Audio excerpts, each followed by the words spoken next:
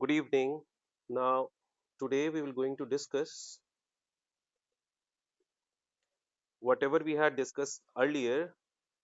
Let me quickly tell you what we have discussed earlier, and we will going to start from that on part only.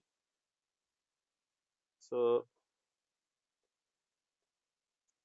earlier day we were discussing about the kinematics, dynamics, system of particle (RBD), and I had discussed with you the basics. Now, let's quickly start with basic kinematics because in basic kinematics, the velocity and acceleration, and we will surely take few numerical from dynamics as well. So, let's see quickly about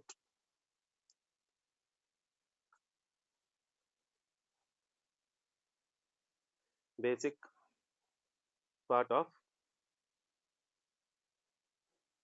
kinematics and dynamics. So,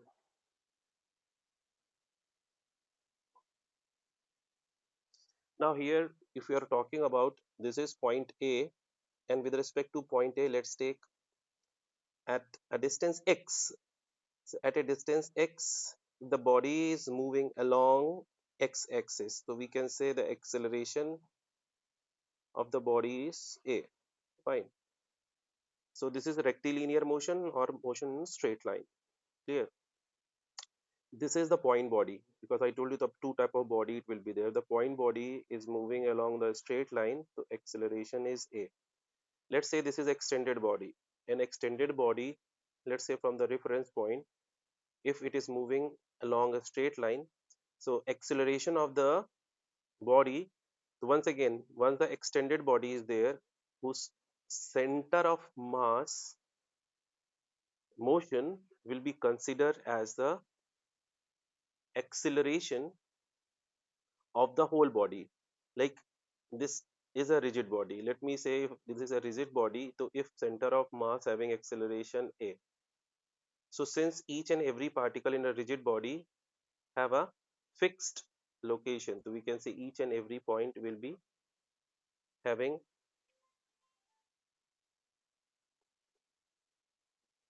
acceleration in the given direction. Is each and every point having acceleration a because it is a rigid body. So please remember this.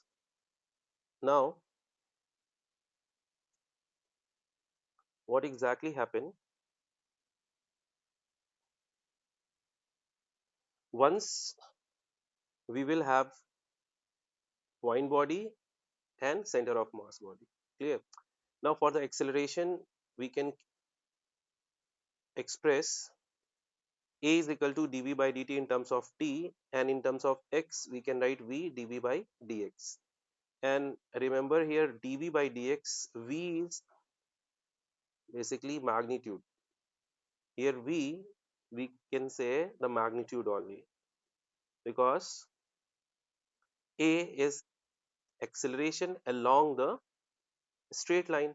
So direction will not going to change. Hence, dv by dt here it will give me only the magnitude because direction is fixed. Clear? Now, next important thing is this is the linear motion. Now, what will happen once the body will having angular motion? Let's say this is angular motion. Once the body will having angular motion, and circular motion is one of the example of angular motion, so we can say angular motion at any point, if we draw the tangent of it, so we will get the velocity, and we can resolve the velocity into two component x and y. Clear? So either we can resolve the velocity in x and y. Clear?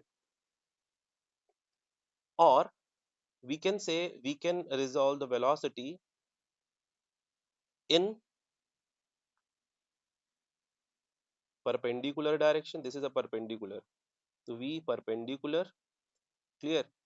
And since this is, let's say this is not exactly, this is the direction of velocity, so we can say we can resolve the perpendicular and v tangential. Clear? So we, let's say this is v tangential, v tangential and v perpendicular. If let's say this is a velocity that is tangent, like this is not a tangential but any random direction, if the velocity let's say it is given, so we can either resolve the tangential component and the normal component, or we can resolve it ux and ui. So that is up to the situation of the question ki how we will keeping it. But let's take the situation in that way ki if any curvical path, if any acceleration, in fact any velocity it is there, so always remember velocity will be tangential to the, this is velocity vector. Clear? So velocity, we either we will resolve velocity in vx and vy. Clear? This is a velocities component, because if the curvical motion means we can say basically it will be the 2D if it in a plane of the paper, or maybe 3D if it is not in a plane, it is plane of the paper and vertically moving upward to 3D. So 3D motion is not in IIT syllabus, we can say 2D motion. So 2D motion it will be having two vector Vx and Vy. Clear? Vx and Vy. So whatever the, if uh, if this let's say a small curve, so in the small curve the acceleration will be perpendicular to the velocity. So that's why I have taken as a radial or an, this is also called as a radial acceleration or, clear? And let's say if acceleration, let's say this is acceleration vector that making some angle with the velocity vector, this is velocity. So if we resolve, so there is one normal component and there is one tangential component. So always remember in 2D motion, velocity vector and acceleration, like here we can say velocity vector and acceleration vector will be in a same line in 1D. But in 2D, always remember velocity vector and acceleration vector, this is acceleration vector, they will not in a straight line, number one. If they are not in a straight line, means they will surely having some angle. And always remember, once the acceleration vector and velocity vector in the same line, that is 1D motion. When the acceleration vector, let's say velocity vector, let's say this is velocity vector and let's say this is acceleration vector. So velocity and acceleration to it will execute circular motion, this is a very specific case. And if velocity vector and acceleration vector having some angle theta, so it will execute curvical motion, like here we can say curvical motion it is there. So always remember velocity vector and acceleration vector will making angle 90 degrees specifically circular motion, an acute angle it will be surely moving with some curve path. Or let me quickly tell you, in acceleration vector and let's say this is velocity vector, so which type of motion it will execute? So this is a very special case, if you remember, that is a projectile motion it will execute. So velocity vector and acceleration vector having some angle, like here it is obtuse, so of course it will be projectile motion.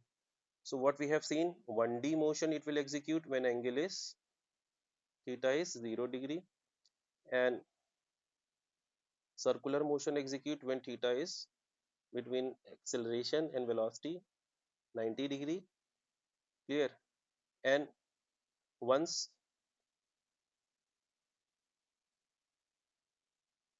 velocity and acceleration some obtuse angle, so it will be projectile and if it will make some random angle, like here we can say this will making random angle, so it will execute some curvical path. Okay, now always remember, once any curve it is given, curve is a general motion we can say. Let's say velocity always tangent, let's say acceleration in a given direction. So if we are resolving the acceleration, so always perpendicular to the velocity, that is called as normal acceleration, and that is called as tangential acceleration. Tangential is normal to the normal acceleration. Clear? So here we can say if body, let's say this is my fixed point. Clear? This is a fixed point. If I make a vector, so don't you feel if the body will reach at this point, so what will happen? This vector will be increase in two ways. It is once again an and at. So look at the an and at will change. So basically we can say once radial, this is the radial direction, position vector will change, and as well as tangential direction, the position vector change. So in total we can say total acceleration will be equal to tangential, that is in the tangential direction, plus normal in the direction of. So always remember when the some curvical motion take place, so it will be having two component, it will be tangential and normal. Clear? So now in your syllabus specifically we have seen ki the specific curve is circular motion. The uniform circular motion you have seen only one acceleration, that is an. An is also called as AC, that is v square by r. Clear? And at, since here at it is 0 because this is UCM. If it is not UCM, so at we can write as dv over dt. Again I told you v is speed, not velocity. That's why it is writing as a magnitude here. Remember magnitude. Clear? And an is v square by r. Now once again here r is very specific. R is center to circumference distance. But in your examination, one question came where they were asking, let's say projectile case, they're asking what is the radius of curvature. So always remember radius of curvature at the highest point. So velocity, only make velocity first tangent and perpendicular to it. So here fortunately perpendicular to it, this is acceleration due to gravity it is acting. Fine. So here we can say downward direction, that is centripetal acceleration, that is AC is equal to g, and that is also equal to v square by r. So by this way we can calculate r as v square by g. Here fortunately v square is vx square by g. But if they were asking the curvature at the given point, so what you supposed to do? Let's say here. So once again make a velocity vector and make a perpendicular to it, that will be your curve part. And once again this is, let's say it will making angle theta, this is g. So one component of the g will acting or not. Now here it will be g, instead of g it will be g cos theta, that is equal to v square by r. Clear? V square by, v is a total velocity actually. Fortunately at the highest point it will be vx, but here the total velocity. So here we can say g cos theta, once again formula remains same, v square by r. So whatever the r we can calculate v square by g cos theta, that is a curvature, radius of curvature in the given point. Clear? So this is what it is written in. Always remember in curvical motion there's a tangential acceleration and radial acceleration, both it will come, and the basic formula is a general part. Clear? So I thought this part is clear to you. Now, so here in the given slide, what we have discussed, let me sum up quickly. We have seen the radial,